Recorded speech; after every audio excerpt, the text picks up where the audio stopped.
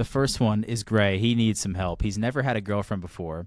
He's been out with this girl 3 times, and he wants to know how many dates is appropriate to ask her to be his girlfriend. I would say like 10, probably. 10. That's a At long least. time. That's That is too a long long? time. I think so. That's like we're dating for almost 2 months and then like we're gonna go steady after that, right? Okay. I mean, that's more than a date a week. I don't know. There's really like not a good structured time limit for it. It just has to feel right. You're going off of their their sort of vibe and what you're getting out of, from them. You feel like it's that time, you just kind of do it. Don't ask Daly. He'll tell you how to run away. I kept you around somehow. Did a few things right. Yeah, I don't think there's a time limit or whatever on it. I would just say ask her. Yeah. Like if you do that really 3 feel like it, times. 3. 3 times, that's too soon. I think that's a little too soon. 3 Maybe a dates? little bit longer. Mm. 3 dates, yeah. 3 dates. Yeah, I mean, I tens on the long end. I think I'm gonna be asking this about date 7, 8. I think guys too, you kind of know within the first 15, 20 minutes of the date if you're gonna date her or not. Really? That early? Yeah. Guys for sure. I feel like it takes girls a little bit longer. I feel We're like it very- takes us a little bit longer to peel back the layers of what we're dealing with. See, that's it. We're very surface layer. We're very like what I see. I mean, let's give us a run. I'm ready to commit. And then, 3 months later, you're like, well, got down into the layers. Don't like it. Ready to get out. Abort, abort, abort. That's exactly what happens. Next one is Tanner, kind of similar, except he's had a girlfriend for 6 months, and he needs your guys' help because she took his favorite hoodie apparently over the weekend at a sleepover, and she won't give it back. She now likes it, but he wears it all the time. How is he getting that thing back? So this happened with Dale and I years ago. I think he just has to wait it out. Dale had a T-shirt that had a hot dog and a mustard on it. Or was it ketchup and mustard? It was ketchup and mustard, and they were high-fiving each other. And it was one of his favorite T-shirts, but he let me sleep in it. It was a hot dog and mustard. High five. A hot dog and mustard. And so I wanted to keep it. And he's like, okay, I'm going to let you have this for a little while, but I want that back. And so eventually I did just give it back to him when I stopped wearing it to go to sleep. But yeah, we had the same situation happen. I would say just tell her you want it back, or like let her cuddle with it until she's annoyed with you, and then maybe ask for it back. Maybe she'll throw it at you. Who knows? That's a fight waiting to happen. I don't know if a sweatshirt's worth it. Exactly. This next one's from Katie. She wants a Mr. Mom garage door update from Fan Day, that story where you backed into the garage door. Mr. Mom did not escape. He's fine. The garage door, I think Dale was able to mess with it and fix it. Like they are wooden doors, wooden panel doors, and there are, the ribs inside of it are metal. And so I bent the metal up and it pushed the wood just a little, but I think Dale was able to fix it. Yeah, all that stuff's back to normal. The only problem is my vacuum out in the garage. And this has been the case since I've put it out there. Apparently those things cannot vacuum in the dark.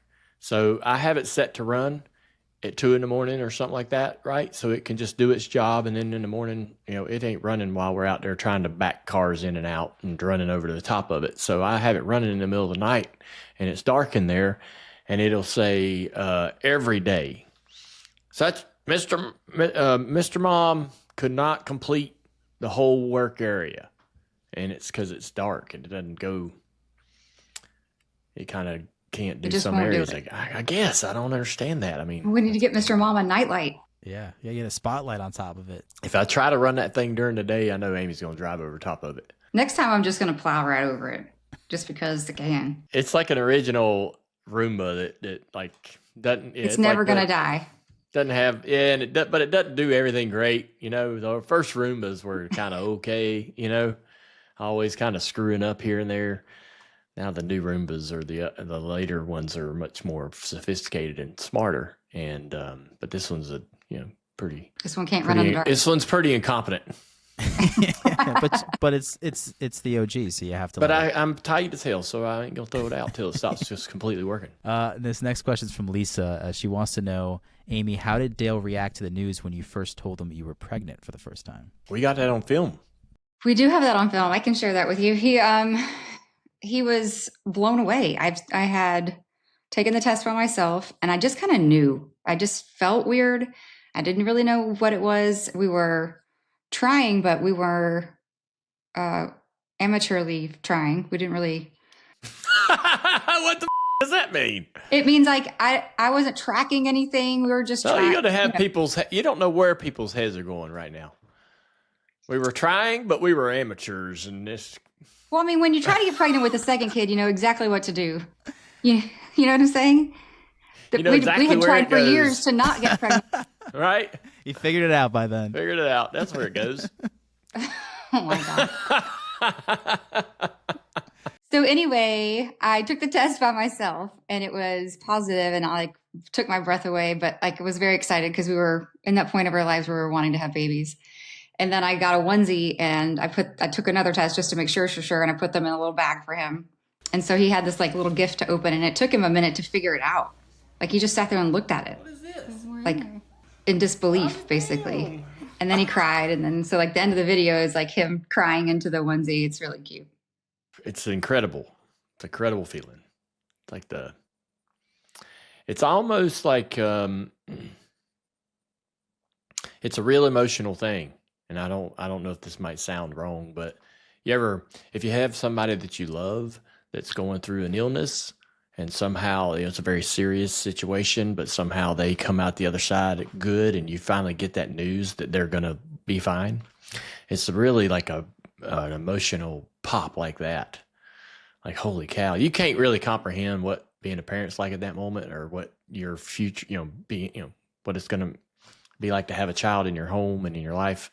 But just the news in the instant of that moment is that same sort of emotional pop or height that you get from hearing some really, really great news about somebody you love. When we found out we were pregnant with Nicole, we had Isla wear a t-shirt that said Big Sister.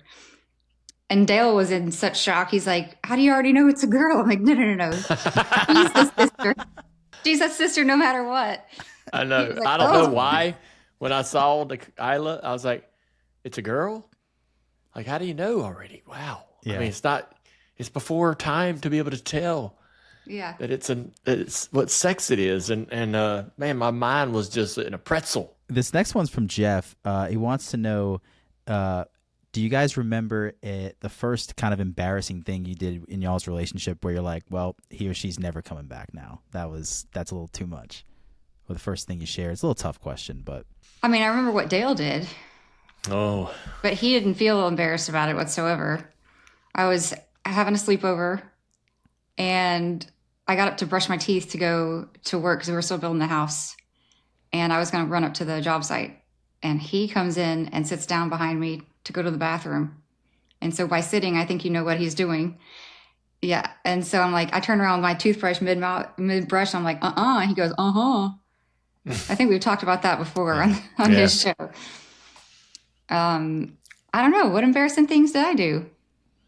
You try to block those out. You're like, okay, hopefully that's like you ignore it. Hopefully this didn't really happen. No, I don't think there's ever been anything that Amy's ever done even close to. I mean, we've had some disagreements and some arguments and stuff like that, but I can't. Yeah. There's. It's. If I did, it didn't happen in front of him. I think Here's the thing. I don't take myself super seriously. And if I do something stupid, I'm probably going to tell him about it first or make a joke about it myself too. Yeah. I feel like you have to take ownership of those things, or otherwise it kind of eats, it eats at you, right? Yeah. Like if you got to just be proud of it almost. I don't know. This isn't that serious, but Amy burped in front of me for the first time, I believe in ever. No, I didn't. Really? No, I didn't. Wait, what? I did too. Okay, so I can also make myself burp, which I won't do. But my sister and I used to take turns doing A, B, C. We could burp the ABCs, and we used to do it to make my dad laugh. And that was like always the MO. We'd sit down for dinner and whatever we could do to make our serious dad like laugh at the end of the day was our goal. And so we would make ourselves burp. And he thought it was hilarious. We were sitting out by the pool like 3 or 4 days ago, and Amy just goes, "Burp." I was like, damn, I've never heard that. Oh, come on. Surely you've heard that before. You have never burped in front of me. Well, we're both letting it go then. Whoops. Yeah. Because I'm like, hey, I'm trying to do better. I'm trying to not burp as much in front of her, and I keep on doing it. I'm just terrible. I've been burping all week. We'll be just sitting right next to her, just like. Bleh. Is there something that happens when you get a little older, like that you physically can't hold it back, like you just can't make it less than what it's going to be? You can. I've gotten in this habit of like feeling like I don't have to have any manners. Truth? Yeah, manners. Yeah. That filter leaves you. God, it does. Do you guys get embarrassed at all? Do you feel embarrassment really at all? Yeah, sure. Yeah. Yep. Really? Yeah, I get embarrassed. I can't see that. I can't really see that. I feel like it's just like, all right, whatever that happened, move on. Really? Yeah. I don't know. You think that you don't feel like he and I see that with you guys. I'm like, it must be the worst thing ever to make you guys feel embarrassed. Yeah, it would have to be something pretty big. Yeah, like it wouldn't be easy. No. Like burping in public, you'd be like, nah, whatever, that's funny. Yeah. I get embarrassed. Like I get a little bit embarrassed by so Tim come out here. Me and Tim Duggar hadn't seen each other in a long time, and he's like, "Hey, I'll come hang out for a day at the beach while y'all are there." So he flies in, and we're all excited, man. It's gonna be great. We're gonna make the most of this. Woohoo! Gonna be fun. And we get up yesterday, and again, we put the bouncy house out. We had a dang awesome morning, and but probably should have hydrated. Probably should have drank a little bit more water. About middle of the afternoon, I was like, Tim, I'm tired. I'm like, I'm ready to shut down. I want to go lay down. Tim's like, you better get together. I was like, what? I'm like, yeah, I don't know what's going on. I just don't feel great. I don't feel great. I'm not drunk. I just don't. I feel like I want to sleep. And so I laid on the couch and went to sleep. So that's a little embarrassing because he came all the way out here and we didn't really get to stand on the throttle, but it's probably for the better because I've got an appearance today and I don't need to be too hungover. I need to be pretty sharp. He always feels a little embarrassed when he can't pirate like he used to. I wanted to pirate. I couldn't pirate yesterday. I feel that. That makes sense. I get that. All right, my last question for you guys. It is Shark Week, apparently. 1, do you guys celebrate? And 2, would you ever dive with sharks? We don't celebrate Shark Week, but I would love to get in a cage and have sharks around me. We've been to like the Bahamas, we've been to the islands and been around sharks. Like we're all fascinated by sharks. Even Isla loves watching the shark videos on Discovery. Like we're all into it, but I don't think that, I know Dale doesn't want to get in the water with them, especially like a great white, but I would love to do that. No interest. I'll say this is something fun to share. So I don't like being in the water with something underneath me. And I don't care what it is. It can be a fish, it can be a sunken boat, it can be a plane. I don't care. But something about that is extremely, extremely unsettling and creepy, creepy. And so I'm fascinated by shipwrecks and planes and things that are in, off in the water in a reef somewhere or whatever. And what's the story and how'd that get there? And there was, we went with Hardt and Jeff Burton and Rick Allen and all them, I think on that trip when we rented a boat, there was kind of like a B-52 or like a large size plane from the 70s that had crashed in this lagoon. It had taken off from the runway and either failed to get it up in the air or it landed short or whatever, right? But it's in like 20 foot of water. And I had to summon all the courage I had to get in the water and swim around it. And there's something about like if you're in the water and you got your head out of the water, but there's a big body of something underneath you, even if you can't know you're not within reach of it, it's just scary. You just spiral. I'm panicked that it's there and that I don't know I don't know how to explain it, but I remember you telling me that we were snorkeling around that boat because it still had the propeller and everything on the front of it. So you had to be careful. You didn't get kind of like washed into it because there was quite a bit of wake and waves.